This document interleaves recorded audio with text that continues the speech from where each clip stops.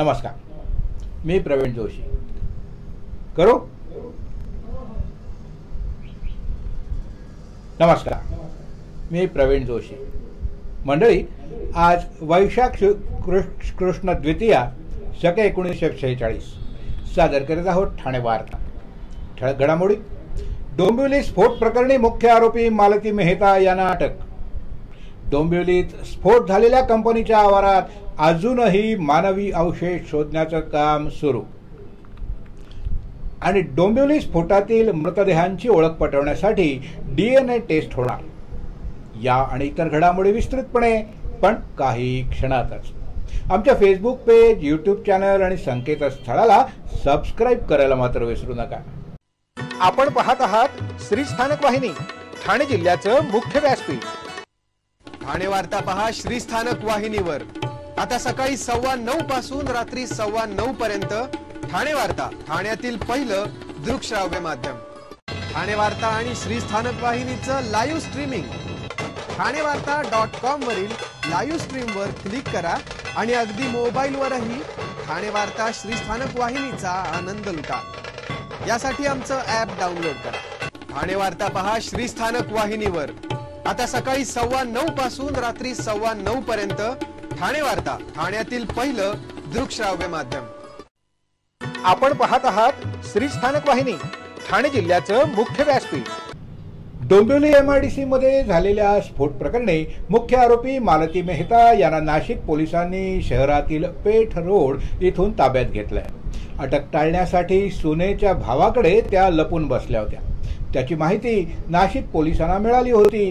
त्यानुसार काल रात्रीपासूनच नाशिक क्राईम ब्रँच युनिट 1 आणि ठाणे क्राईम ब्रांच पोलिसांनी संयुक्त पद्धतीनं कारवाई करून त्यांना अटक केली. आरोपीचे मोबाईलचं लोकेशन पोलिसांनी तपासलं. ते नाशिक इथं असल्याची माहिती मिळाली. त्यानुसार ठाणे पोलिसांचं पथक नाशिक पोलिसांच्या संपर्कात होतं. डोंबिवलीतील कंपनीत स्फोट झाल्यानंतर मुख्य आरोपी मालती मेहता या नाशिकमध्ये पोहोचल्या होत्या. त्यांनी त्यांच्या नातेवाईकांच्या घरी आश्रय घेतला होता. डोंबिवलीत स्फोट झालेल्या कंपनीच्या आवारात अजूनही मानवी अवशेष शोधण्याचं काम सुरूच आहे. डोंबिवली स्फोट झाल्यानंतर कित्येक तास उलटले आहेत, मात्र अजूनही घटनास्थळावरून मानवी अवशेष सापडत आहेत. सकाळपासूनच अनेक मानवी अवशेष आसपासच्या कंपन्यांच्या ढिगाऱ्याखाली आणि काही अवशेष छतांवर पडलेले NDRFच्या जवानांना मिळाले आहेत. पूर्ण दिवस NDRFचे जवान सर्च ऑपरेशन करणार आहेत. काल रात्री 2 वेळेला एका कंपनीमध्ये छोट्या प्रमाणात आग लागली होती, मात्र ही आग ताबडतोब अग्निशमन दलाच्या जवानांनी विझवली. त्यामुळे इथे असलेल्या सर्व कंपन्यांमधील रासायनिक द्रव्य दुसरीकडे नेण्याचं काम आता सुरू करण्यात आलंय, जेणेकरून पुन्हा अशी घटना होऊ नये. डोंबिवली स्फोट दुर्घटनेत अद्यापही हरवलेल्यांचा शोध घेण्यासाठी नातेवाईकांची धडपड सुरूच आहे. अमुदान कंपनीमध्ये गुरुवारी रात्री झालेल्या भयानक बॉयलर बर्स्टमध्ये 11 जणांचा मृत्यू झाला, तर 60हून अधिक लोक जखमी झाले. यात 42 रुग्णांना रुग्णालयातून डिस्चार्ज देण्यात आला असून 26 जणांवर अजूनही उपचार सुरूच आहेत. यातील 12 जण गंभीर अवस्थेत असल्यानं त्यांना ICU मध्ये दाखल करून घेण्यात आलं आहे. NDRF आणि अग्निशमन दलाची टीम गेल्या 2 दिवसापासून घटनास्थळी बचाव कार्य करते आहे. ढिगाऱ्याखाली अडकलेल्या लोकांना शोधून बाहेर काढण्याचं काम युद्ध पातळीवर अद्यापही सुरूच आहे. सकाळी देखील काही मानवी अवशेष सापडले आहेत. दुसरीकडे या दुर्घटनेत आपल्या नातेवाईकांचा मृत्यू झालाय का याची खात्री नसल्यानं कामगारांचे कुटुंबीय हताश झाले आहेत. ते रुग्णालय, शासकीय हॉस्पिटल, खाजगी हॉस्पिटल आणि पोस्टमार्टेम रूममध्ये आपल्या नातेवाईकांची शोधाशोध करत फिरत आहेत. अद्यापही नातेवाईक सापडत नसल्यामुळं त्यांनी कंपनीच्या परिसरात जमा होऊन शोध घ्यायला सुरुवात केली आहे. पोलीस या कुटुंबियांना कंपनी परिसरातून हाकलून देत असल्याचं नातेवाईकांकडून सांगण्यात येत आहे. यामुळे नातेवाईकांमध्ये एकच संतापाची लाट उसळली आहे. यापुढील घडामोडी एका छोट्याशा ब्रेक नंतर. कुठे जाऊ नका, पाहत रहा फक्त ठाणे वार्ता. सर्व नागरिकांना आवाहन करण्यात येत आहे की सध्या डासांमार्फत पसरणाऱ्या डेंग्यू या आजाराचा प्रसार रोखण्यासाठी प्रत्येकाने पुढील प्रमाणे कार्यवाही करावी। डेंग्यू आजार एडिस इजिप्ती हा डास चावल्याने होतो। या डासांची पैदास साचलेल्या किंवा साचवलेल्या स्वच्छ पाण्यामध्ये होते। 8 दिवसांपेक्षा जास्त दिवस पाणी उघडे व साचून राहिल्यास त्यात डास अंडी घालतात। अंड्यांच्या अळ्या तयार होऊन पुढे डास तयार होतात। यासाठी आपल्या घरातील पाणी साठे उदाहरणार्थ बॅरल्स, पिंपे, टाक्या, हौद, रांजणे इत्यादी दर आठवड्याला रिकामे करून घासून पुसून कोरडे करून पुन्हा भरावे। 1 दिवस कोरडा दिवस म्हणून पाळावा। पाणी साठ्यांना घट्ट झाकणे बसवावीत किंवा जुनी साडी, चादर, धोतर यांनी बांधून झाकून ठेवावीत, म्हणजे डास त्यात जाऊन अंडी घालणार नाहीत। घराच्या गच्चीवर, आजूबाजूला, अंगणात कोठेही पाणी साचू देऊ नये। भंगार सामान उघड्यावर टाकू नये, उदाहरणार्थ टायर्स, प्लास्टिक सामान, कुंड्या, टाकाऊ वस्तू इत्यादी। अशा सामानात पावसाचे पाणी साठून त्यात डेंग्यूच्या डासांची पैदास होते।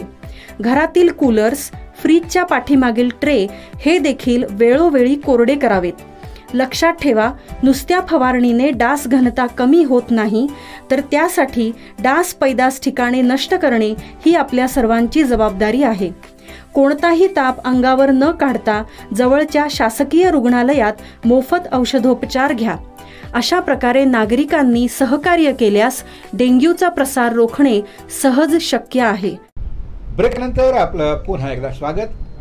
मानसिक संतुलन बिघडलेली व्यक्ती गर्दीतनं हरवली आणि अनेक दिवस शोध घेऊनही मिळाली नाही तर नक्कीच मनात नको त्या शंका कुशंका उपस्थित होतात। मात्र याला छेद द्यायला प्रयत्न ठाणे मनोरुग्णालयात केला गेलाय।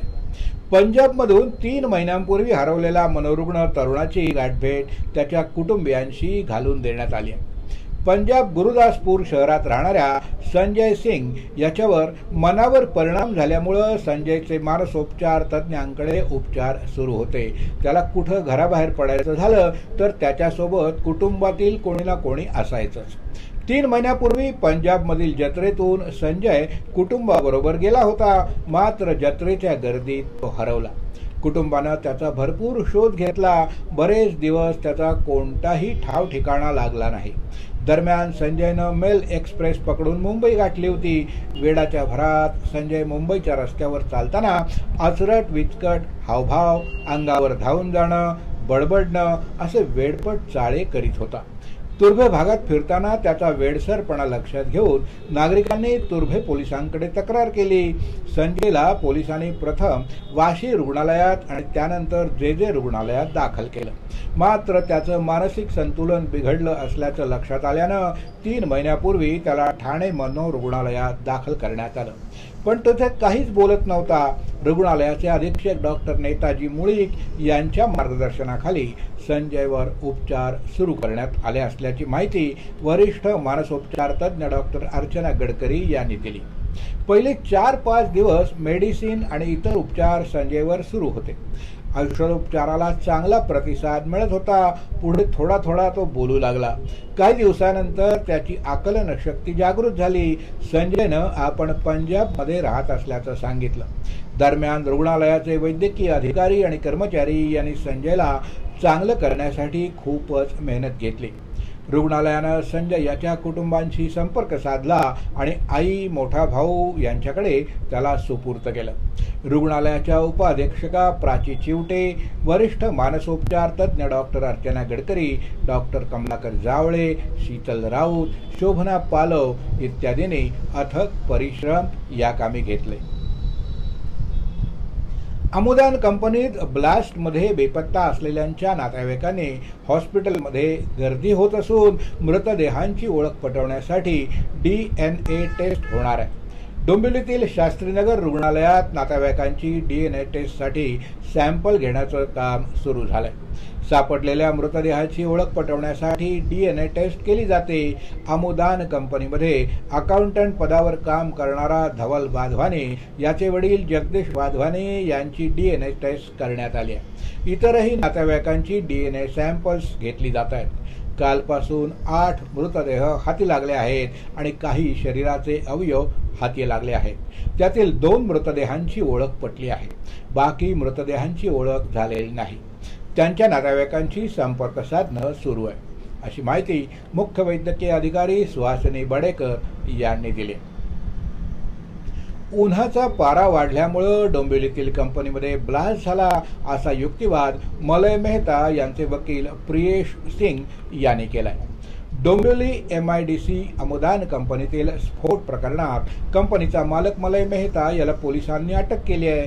त्याला आज कल्याण न्यायालयात हजर करण्यात आलं होतं. न्यायालयानं मेहता याला 29 तारखेपर्यंत पोलीस कोठडी सुनावली असून या प्रकरणात मध्यस्थी याचिका प्रियेश सिंग यांनी दाखल केली. यावेळी त्याच्याकडून आकाश बोईनवाड यांनी युक्तिवाद केला. त्यांनी या युक्तिवादावर बोलताना उष्णतेमुळे हा ब्लास्ट झाल्याचा युक्तिवाद केला असल्याचं सांगितलं. आपण पाहत आहात श्री स्थानक वाहिनी, ठाणे जिल्ह्याचं मुख्य व्यासपीठ. ठाणे वार्ता पहा श्री स्थानक वाहिनीवर. आता सकाळी 9:15 पासून रात्री 9:15 पर्यंत ठाणे वार्ता, ठाण्यातील पहिलं दृकश्राव्य माध्यम. ठाणे वार्ता आणि श्री स्थानक वाहिनीचं लाईव्ह स्ट्रीमिंग ठाणेवार्ता.com वरील लाईव्ह स्ट्रीमवर क्लिक करा आणि अगदी मोबाईलवरही ठाणे वार्ता श्री स्थानक वाहिनीचा आनंद लुटा. यासाठी आमचं ॲप डाउनलोड करा. ठाणे वार्ता पहा श्री स्थानक वाहिनीवर. आता सकाळी 9:15 पासून रात्री 9:15 पर्यंत ठाणे वार्ता, ठाण्यातील पहिलं दृकश्राव्य माध्यम. आपण पाहत आहात श्री स्थानक वाहिनी, ठाणे जिल्ह्याचं मुख्य व्यासपीठ. आपण आपले कार्यक्रम किंवा बातम्या आम्हाला ठाणेवार्ता@gmail.com या ईमेलवर कळवू शकता. ठळक घडामोडी शेवटी पुन्हा एकदा. डोंबिवली स्फोट प्रकरणी मुख्य आरोपी मालती मेहता यांना अटक. डोंबिवलीत स्फोट झालेल्या कंपनीच्या आवारात अजूनही मानवी अवशेष शोधण्याचं काम सुरूच. आणि डोंबिवली स्फोटातील मृतदेहांची ओळख पटवण्यासाठी DNA टेस्ट होणार. या होत्या ठाणे वार्ता. आपली एखादी बातमी बघायची राहून गेली असेल तर आपण आमच्या ठाणेवार्ता.in या संकेतस्थळाला किंवा फेसबुक पेज तसाच YouTube चॅनलला अवश्य भेट द्या. तर मग पुन्हा भेटूया पुढल्या बातमीपत्रात, फक्त श्री स्थानक वाहिनीवर. धन्यवाद.